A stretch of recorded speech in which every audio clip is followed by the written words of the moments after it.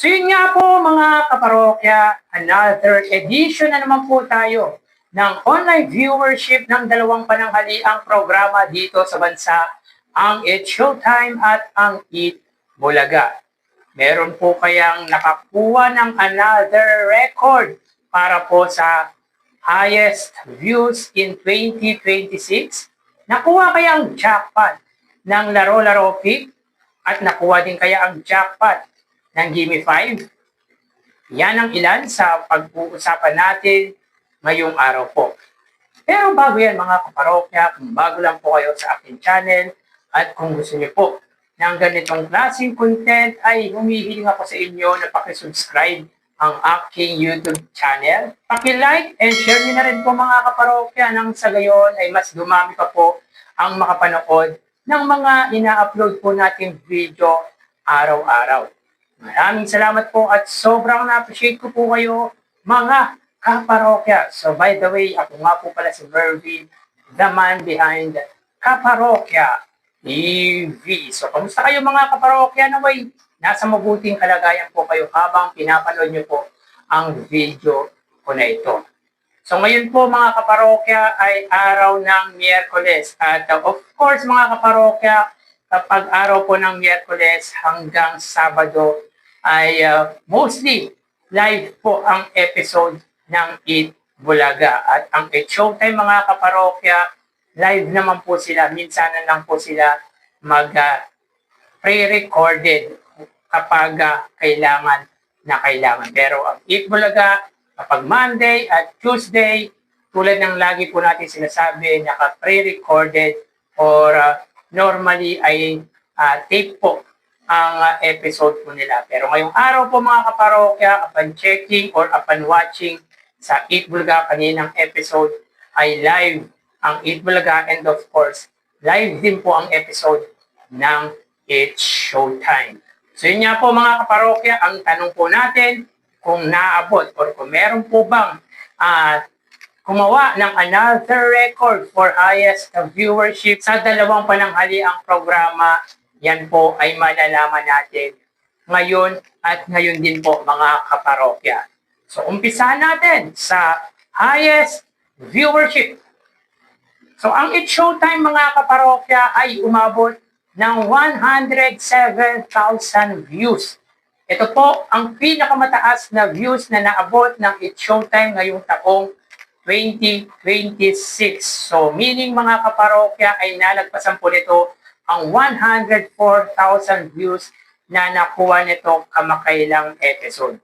Ang Eat Bulaga naman po mga kaparokya ay natay or napantayan po nito ang highest viewership nito ngayong taong 2026 sapagkat umabot po sila ng 131,000 views. So kahapon niya po ay nagkaroon nga po ng another record ang Eat Bulaga ngayong taong 2026 kung saan ay nakuha po nila ay 131,000 views. At ngayon po ay another 131,000 views. So napantayan po nito ang pinakamataas na views ngayong taong 2026. For ordinary day lang po yan mga kaparokya.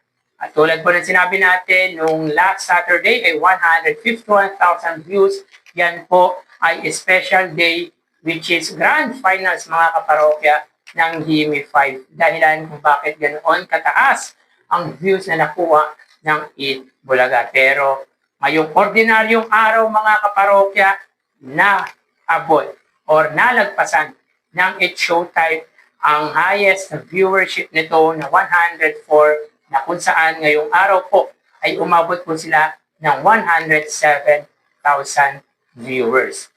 At ang Eat Bulaga ay napantayan ang highest ever for ordinary episode na 131,000 viewers. So dito mga kaparokya, ang pagitan po ng views po ng dalawang noontime shows ay 24,000 viewers at pabor po yan sa Eat Bulaga. Kanina nga po ay present ang Unkabogable Vice Ganda dahilan kung bakit mataas po ang views na naabot ng It Showtime. Malaking tulong po talaga mga kaparokya. Aminin man po natin sa hindi, malaking tulong po kapag present si Vice Ganda sa It Showtime.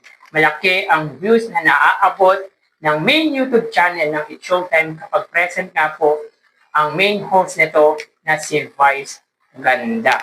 So magawi tayo mga kaparokya sa ads na lumabas sa Eat Bulaga ngayong araw po. Mga kaparokya, sa mga hindi po nakakaalam bakit mas focus po tayo sa ads ng Eat Bulaga at hindi po sa It Showtime.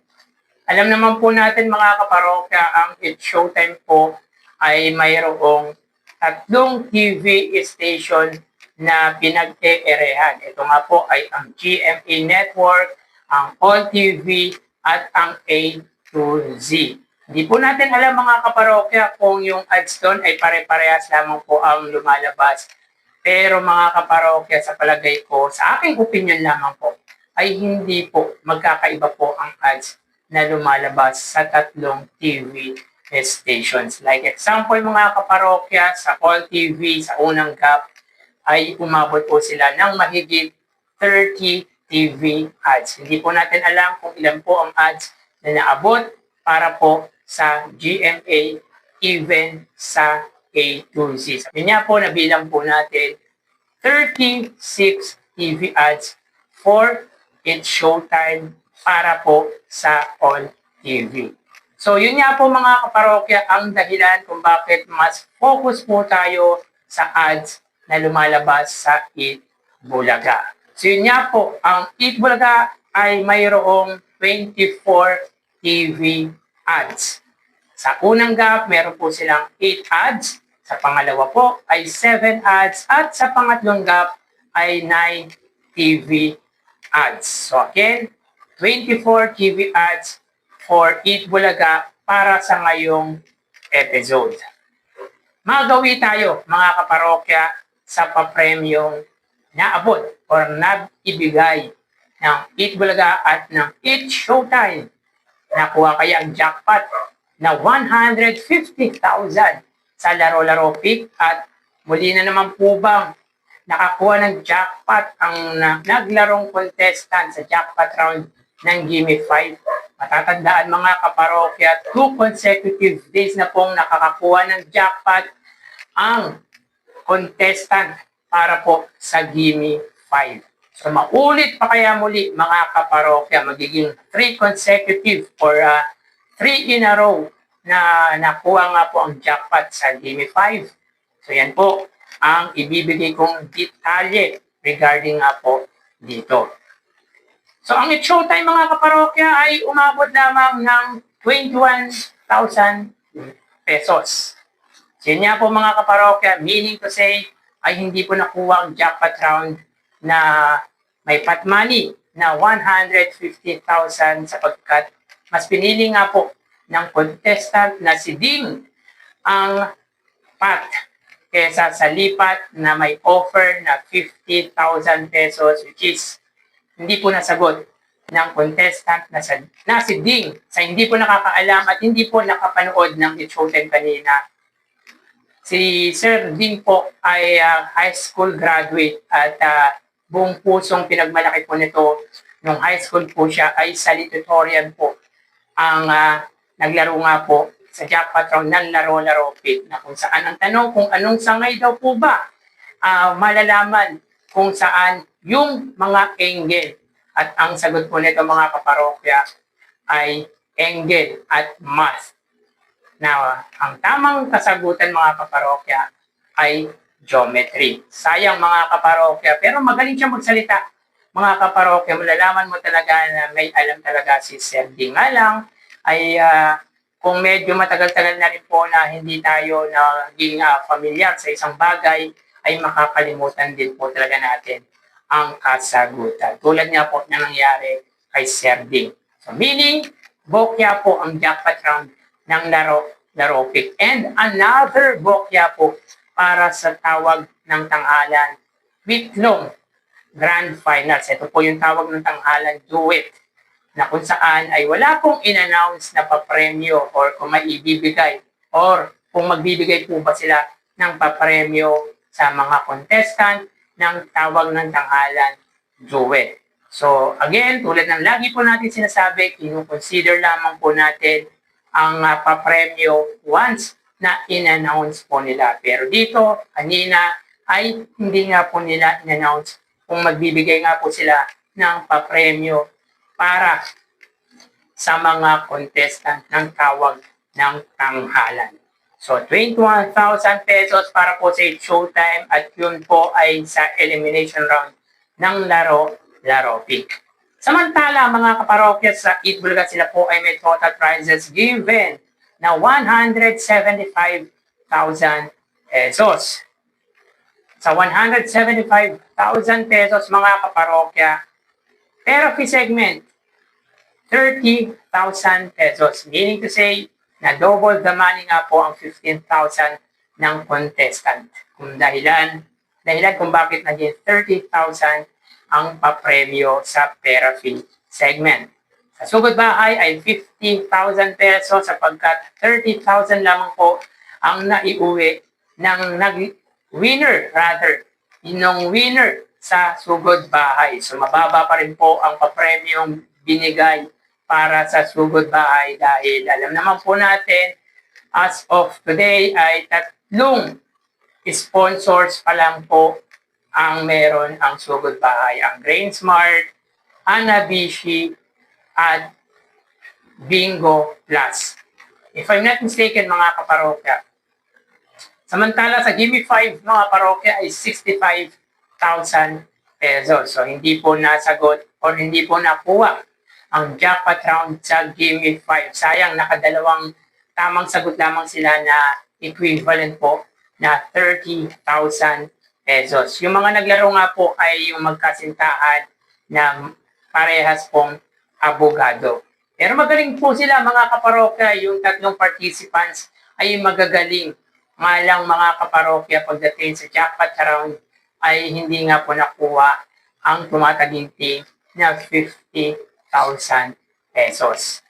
At sa Daclons Open, mga kaparokya, ang naglaro po ay ang contestant na nagngangalang si Shane, na kung saan ay nakakuha nga po siya ng 15,000 pesos at na-double the money po nito ang papremyo binigay sa kanya ng Eat Bulaga, kung saan ay nakapag-uwi po ito ng 30,000 pesos. So ulitin natin, ang It's Showtime po ay may total prizes given na 21,000 pesos at 175,000 pesos naman po sa Eat Bulaga. So parehas papremyo po kahapon at ngayong araw po. So dito ay lamang pagdating sa prizes given ang Eat Bulaga. Pero pag kinumbine po natin ang papremyo ibinahagi po nila, meron po ulit silang 196,000 pesos.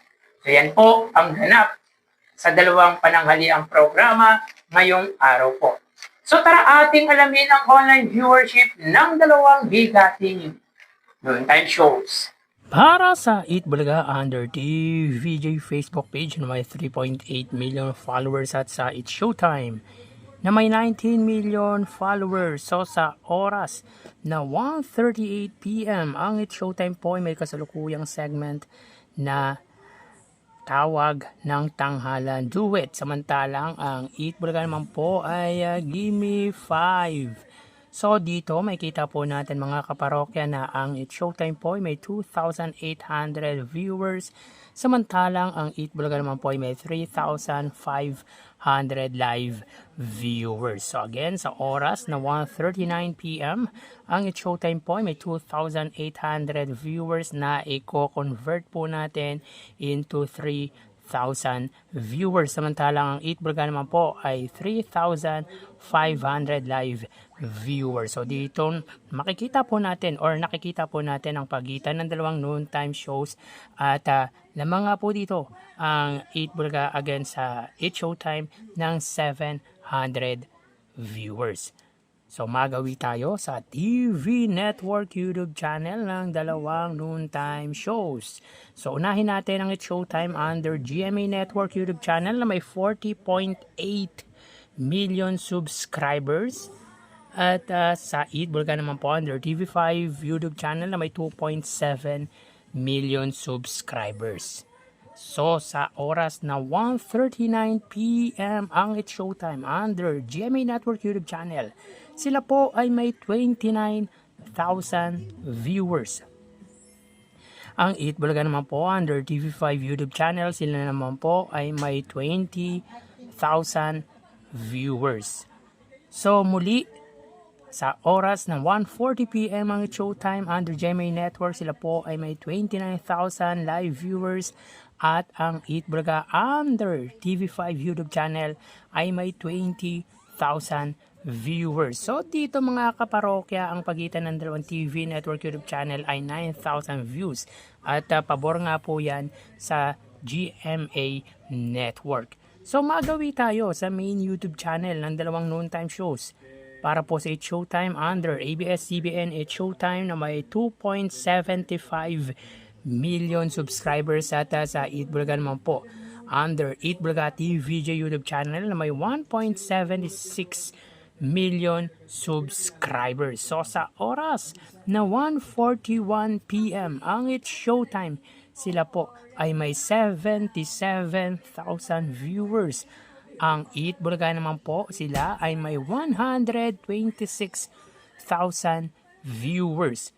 So again, sa oras na 1:41 PM ang It's Showtime, sila po ay may 77,000 live viewers at ang Eat Bulaga naman po ay may 126,000 live viewers. Bali ang total na nakuha ng dalawang noontime shows para po sa It's Showtime, sila ay may 109,000 total views at para naman po sa Eat Bulaga ay 149,000 total views. So sa Facebook Live, both noontime show ay meron pong tig 3,000 viewers. Sa TV Network YouTube channel, 29,000. Sa GMA, 20,000 naman po sa TV5. At sa main YouTube channel naman po mga kaparokya, 77,000. Para po sa It's Showtime, 126,000 para naman po sa Eat Bulaga. So ulitin natin, 109,000 total views para po sa It's Showtime, 149,000 total views naman po sa Eat Bulaga. So dito mga kaparokya, ang pagitan ng dalawang noontime shows ay 40,000 viewers. So tambak na naman po ang inabot ng It's Showtime pagdating sa online viewership against sa Eat Bulaga. Meaning, wagi, panalo at angat nga po dito ang Eat Bulaga laban sa It's Showtime. So yan po ang lumalabas sa kanilang online viewership as of 1:43 PM. So magpapaalam na po ako sa inyo mga parokya. Mag-iingat po tayo palagi. Thank you and God bless.